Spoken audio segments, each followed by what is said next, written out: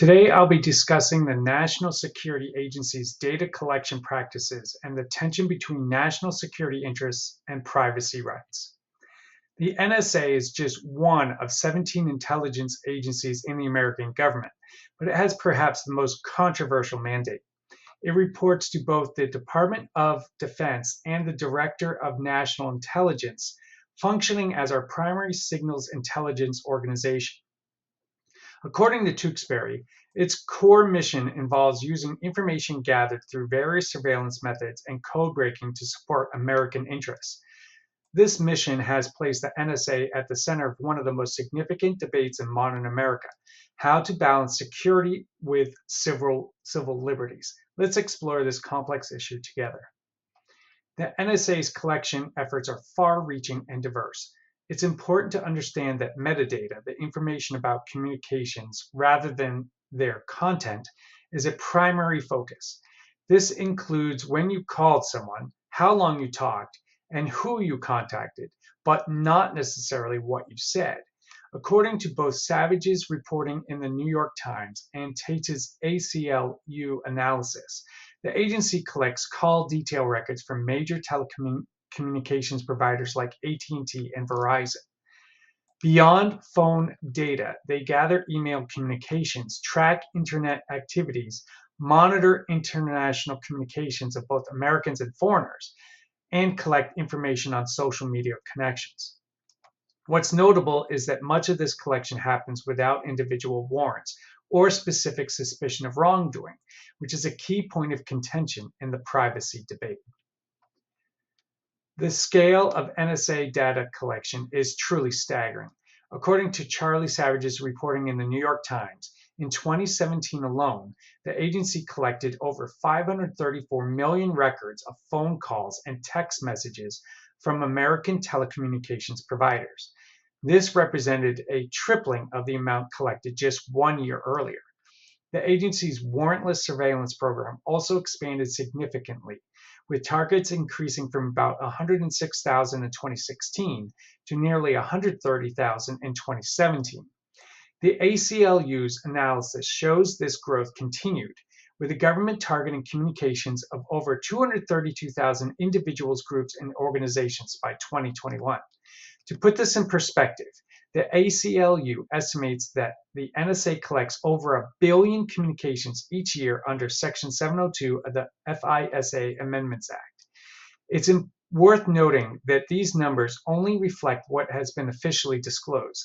The actual scale could be even larger.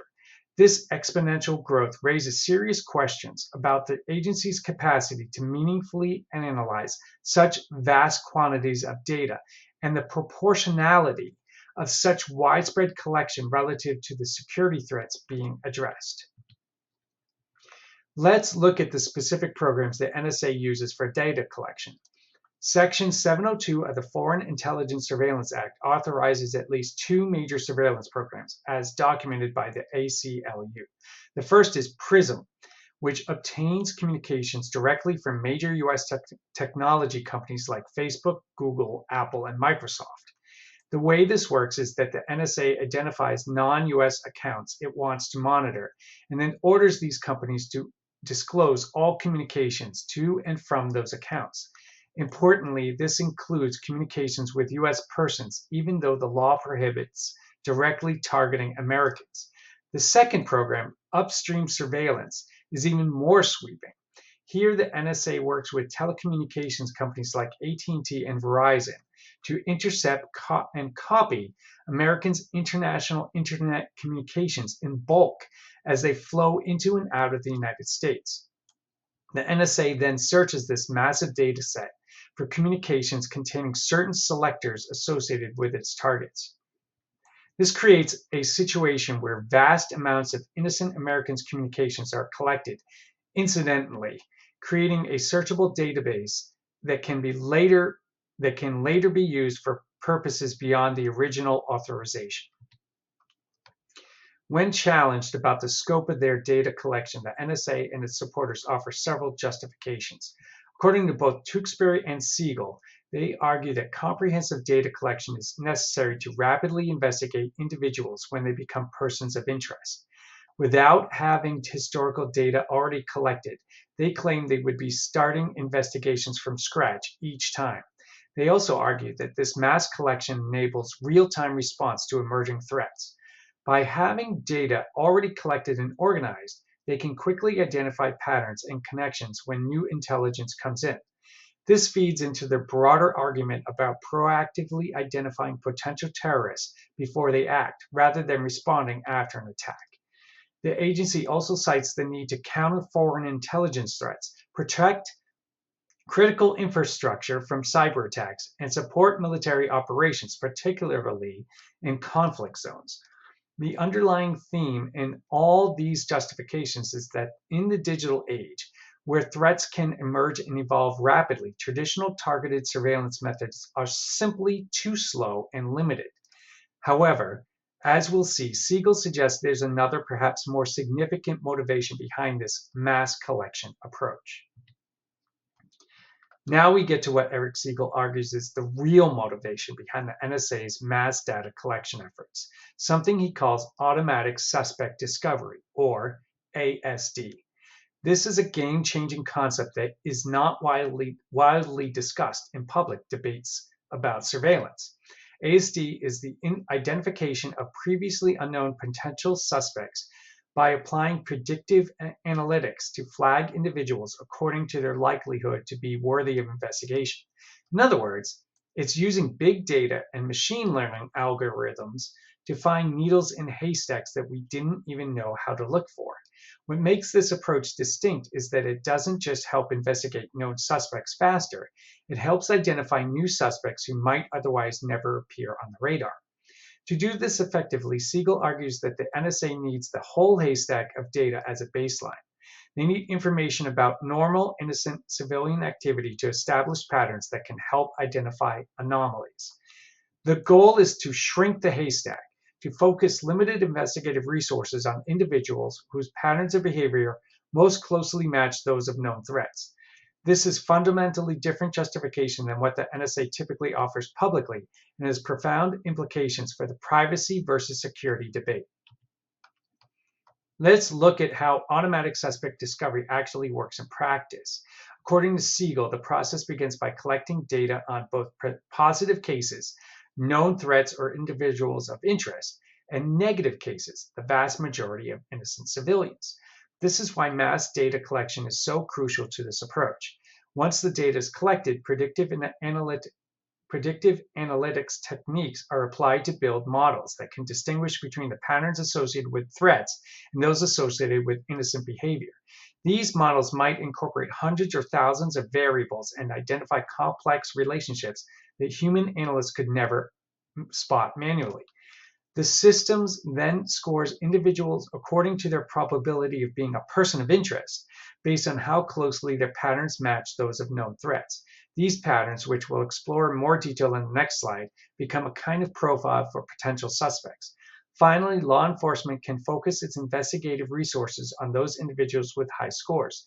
It's important to note that this doesn't mean that these individuals are guilty of anything. They simply exhibit patterns that the algorithm has identified as potentially suspicious. This is where human judgment comes in, as investigators must determine which of these algorithmic leads are worth pursuing further. To make the concept of ASD more concrete, Siegel provides several examples of this kinds of patterns that might be used to identify possible suspects. These are fictional examples for illustration, but they give us insight into how this approach works.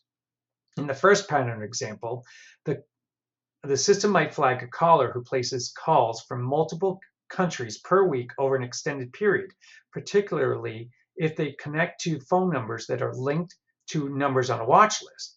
This pattern might catch someone who is frequently traveling internationally while maintaining contact with suspicious networks. The second pattern example shows how subtle these indicators can be. It looks for someone with otherwise normal calling patterns who suddenly begins calling multiple government phone numbers across several countries. This could potentially identify someone engaged in intelligence gathering. The third pattern focuses on email usage, looking for accounts accessed from flagged locations like cyber cafes known to be used by terrorists that have connections to watch-listed email addresses. What's important to understand is that these patterns are highly specific and might seem innocuous in isolation. It's only by applying them across massive data sets of communications that the NSA can find the rare individuals who match these complex profiles. This demonstrates why they argue they need access to data about innocent people. Without it, these patterns could not be effectively applied. With this understanding of automatic suspect discovery, the NSA's argument for mass data collection becomes more coherent. They're not just collecting data because they might need it someday. They're collecting it because their entire approach to threat detection depends on having comprehensive baseline data. Siegel notes that metadata information about who communicated with whom and when is as revealing as the content of communications and much easier to process algorithmically. The NSA can analyze patterns in metadata without necessarily reading the content of every message. There's also interesting irony that Siegel points out. Wide-scale data collection can actually serve to identify the few who should be actively surveilled rather than actively spying on everyone. In this view, mass collection is a means to more targeted surveillance, not an end in itself. The argument extends to suggest the greater data collection leads to better pattern recognition and more accurate identification of potential threats. As Siegel quotes, the data glut is not a problem, it's an opportunity. From this perspective, the more data available, the more effective the algorithms become at distinguishing between innocent and suspicious patterns of behavior. This represents a fundamental shift in how we think about intelligence gathering, from targeted collection based on suspicion to mass collection enabling algorithmic discovery of previously unknown threats. This technological approach to surveillance has enabled explosive growth in the scale of NSA operations. According to the ACLU's analysis, the number of targets under Section 702 surveillance has increased dramatically from about 89,000 in 2013, when the Snowden revelations first occurred, to over 232,000 by 2021. Back in 2011, before much of this was public knowledge, the surveillance programs had already resulted in the retention of more than 250 million internet communications. Given the growth since then, it's reasonable to assume the current numbers are significantly higher. What's particularly concerning from a civil liberties perspective is how this data is being used. The ACLU notes that FBI agents have conducted millions of what they call backdoor searches, targeting U.S. persons in recent years. These are searches of data that was collected without a warrant under Section 702, ostensibly for foreign intelligence purposes, but later used in domestic investigations. The standard for conducting these searches is extremely low.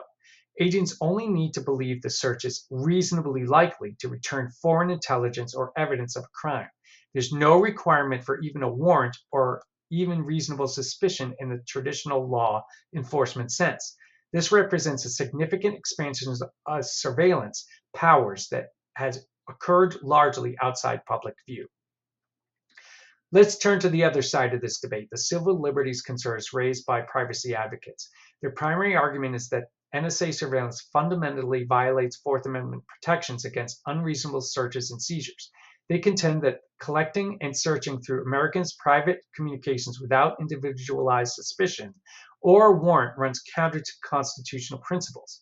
Beyond the legal arguments, there are practical concerns about the effects of surveillance on democratic society. Privacy advocates argue that knowing one might be monitored creates a chilling effect on freedom of speech and association. When people believe the government might be watching, they may self-censor or avoid certain topics altogether. The ACLU has particularly vocal about what they call backdoor searches, where communications collected without a warrant for foreign intelligence purposes are later searched for information about Americans in domestic investigations. They see this as an end run around constitutional protections. They are also concerned about profiling and prejudice. As Alan Gilbert from the ACLU told Siegel, predictive analytics is in essence a form of profiling. When algorithms flag individuals based on patterns rather than specific evidence, innocent people may face unjustified scrutiny. Glenn Greenwald, the journalist who broke the Snowden story, goes further. He argues that mass surveillance is inherently repressive because it eliminates the private realm where dissent in challenges to orthodoxy can develop. From this perspective, surveillance threatens the foundations of democracy itself. The NSA surveillance debate raises profound ethical questions that go beyond simple legal or policy considerations. At its core is the classic tension between security and privacy. How much privacy should citizens be expected to sacrifice in the name of collective security? This isn't just a technical question, but a deeply normative one about values. There's also the dilemma of transparency versus secrecy. Intelligence programs require some level of secrecy to be effective, but democratic governance requires transparency and accountability. Can we reconcile these competing demands? The current system of secret FISA courts and classified oversight has been criticized for failing to strike the right balance. The issue of consent versus coercion is equally troubling. In a democracy, should citizens have a meaningful say in how their data is used? The current system effectively coerces participation in mass surveillance with little opportunity for informed consent or opt-out. With the rise of algorithms and automated systems, we must also consider whether machine learning can be trusted to make or influence decisions about who is investigated. Algorithms may contain hidden biases or make mistakes that have serious consequences for innocent individuals. Finally, there's the fundamental question of when national interests should outweigh individual rights. In a liberal democracy founded on individual liberties, when is it appropriate to subordinate these liberties to collective security concerns? These ethical complexities have no easy answers, but they must be thoughtfully considered as we determine the proper limits of surveillance power. Jeremy Crampton's research provides a helpful framework for understanding the broader shifts happening in surveillance practices. He identifies two major changes that help explain the NSA's approach. First is a fundamental reconceptualization of privacy. Privacy is no longer simply something that individuals possess and can protect.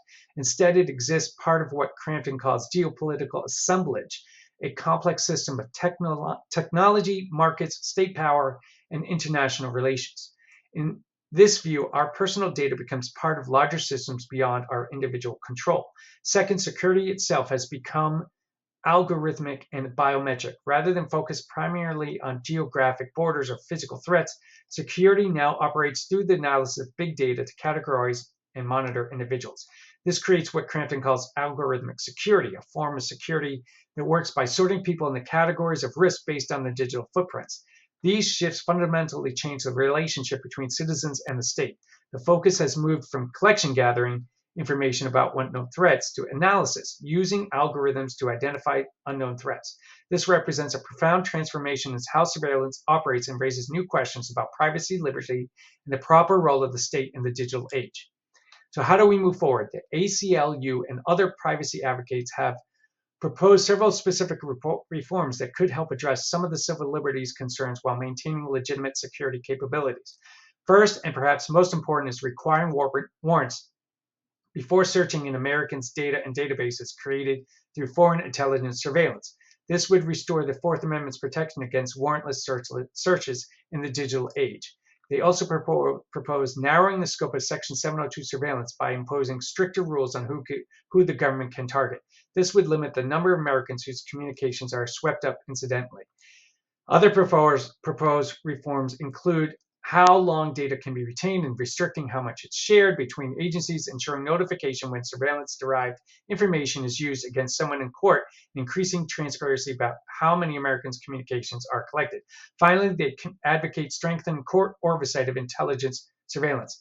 The current FISA court system has been criticized for being too deferential to the government, with proceedings held in secret and little adversarial representation. These reforms won't eliminate surveillance programs entirely, but would add guardrails to protect civil liberties while allowing legitimate security activities to continue. To conclude, I think Siegel offers a balanced perspective on this complex issue. He argues that both sides of this debate need a deeper understanding of the other's concerns. Those who support expanded data collection by law enforcement, what Siegel calls data hustlers, must develop a deeper understanding of how compromised privacy brings real risk to liberty. Mass surveillance can create a chilling effect on free expression and political activity. It can lead to abuse by individual law enforcement officers who gain access to sensitive personal information. and it fundamentally alters the relationship between citizens and the state. On the other hand, privacy advocates need to recognize the automatic suspense discovery does provide real value in identifying new threats that might otherwise go undetected. The ability to use predictive analytics to discover previously unknown suspects is a significant capability for counterterrorism and other law enforcement efforts that shouldn't be dismissed out of hand. What's needed is a more deeper, more informed debate that moves beyond simplistic positions. This debate must grapple with the technical realities of modern surveillance, the legitimate security needs of the nation, and the foundational importance of civil liberties in democratic society. Ultimately, Siegel argues that whatever the extent of data collection we as a society decide is appropriate, automatic suspect discovery must be carefully managed with real transparency and accountability. Without proper oversight and limits, even the most well-intentioned surveillance program risks becoming a tool for abuse. Personally, I believe we need to find a middle ground that enables legitimate security operations while placing strong protections on Americans' privacy and constitutional rights. The current system has evolved largely out of public view with insufficient debate. It's time to bring these issues into the light and engage in a serious national conversation about the proper limits of government surveillance in the digital age.